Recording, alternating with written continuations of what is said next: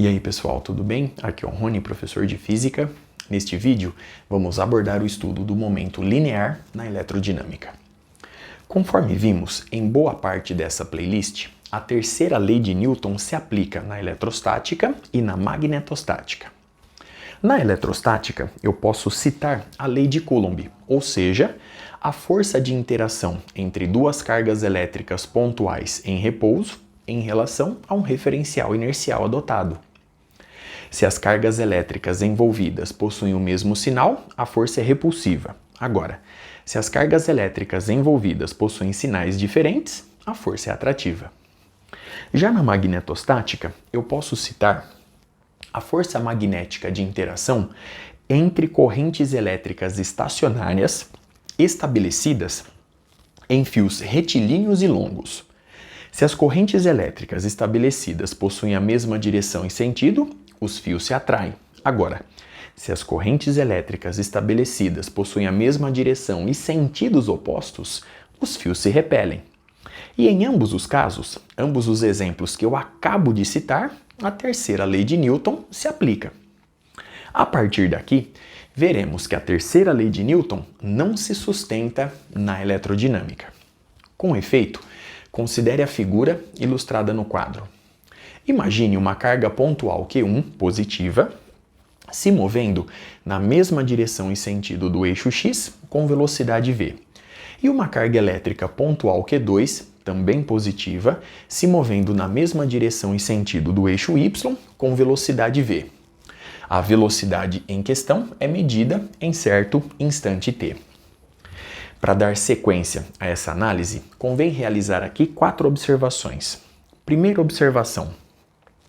Uma carga elétrica pontual em movimento não constitui uma corrente elétrica, pois ela deixa de ocupar a posição que ocupava antes. Segunda observação. O campo elétrico de uma carga elétrica pontual em movimento não é dado pela lei de Biot-Savart. No entanto, ele continua circundando a carga elétrica de acordo com a regra da mão direita. Terceira observação. O campo elétrico de uma carga elétrica pontual em movimento não é dado pela lei de Coulomb. No entanto, ele continua saindo da carga elétrica na posição considerada. E por fim, quarta observação, vamos admitir que cada carga elétrica envolvida nesse estudo, nessa análise, é forçada a se mover sobre trilhos de forma a manter a orientação de sua velocidade. Sendo assim, a carga Q1 é forçada a se mover sobre o seu trilho, que coincide com o eixo X, e a carga Q2 é forçada a se mover sobre o seu trilho, que coincide com o eixo Y. A partir de agora, vamos desenhar as forças que agem em cada partícula envolvida. Vamos começar pela força elétrica. Se ambas as cargas possuem o mesmo sinal, se elas são positivas, eu posso desenhar nesse instante t a força elétrica.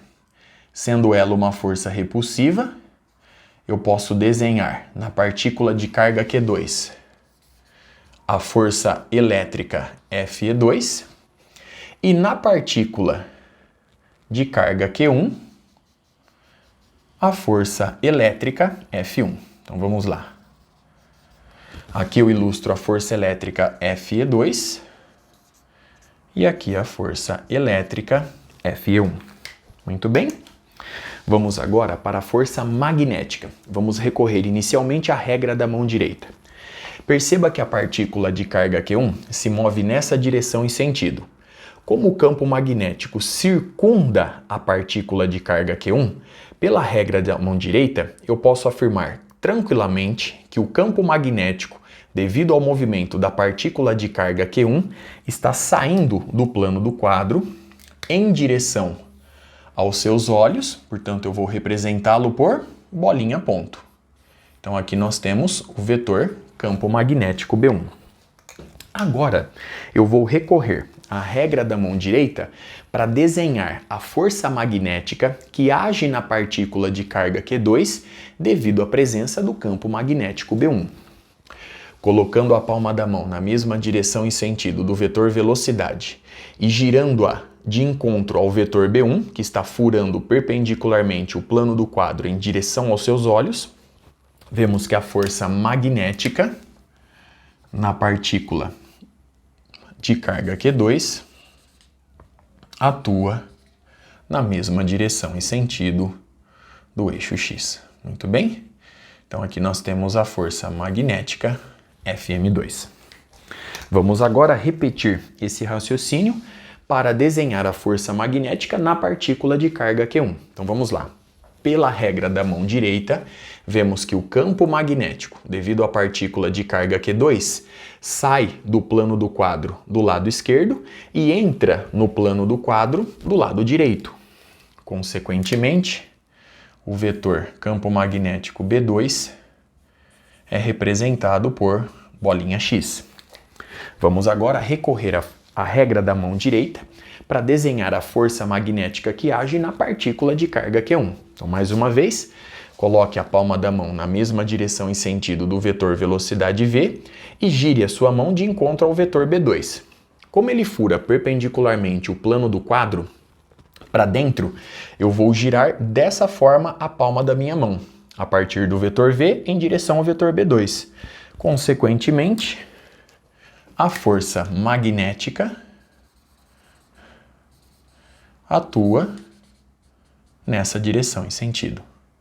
Sendo assim, nós temos aqui a força magnética agindo na partícula de carga Q1. Observe no quadro a ilustração de cada uma das forças e toda a análise realizada.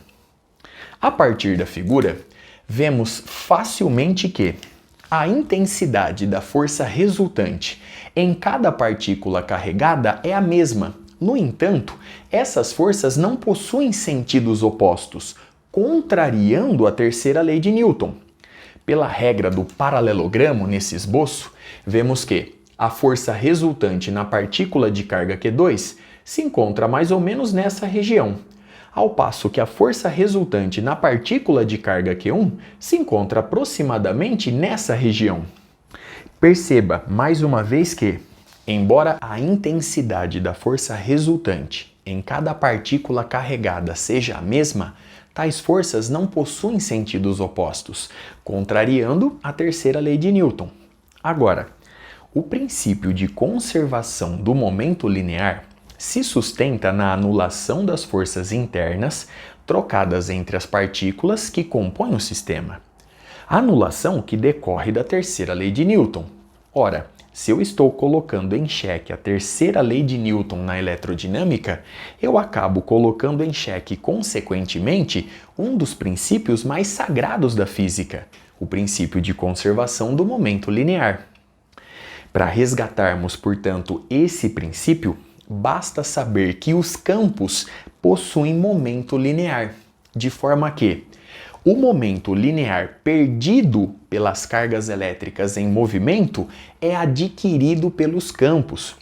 Consequentemente, quando eu adiciono o momento linear dos campos ao momento mecânico das cargas elétricas em movimento, eu consigo resgatar o princípio de conservação do momento linear, conforme veremos futuramente. Observe no quadro uma última vez toda a análise realizada. Com isso, eu encerro este vídeo. Até a próxima.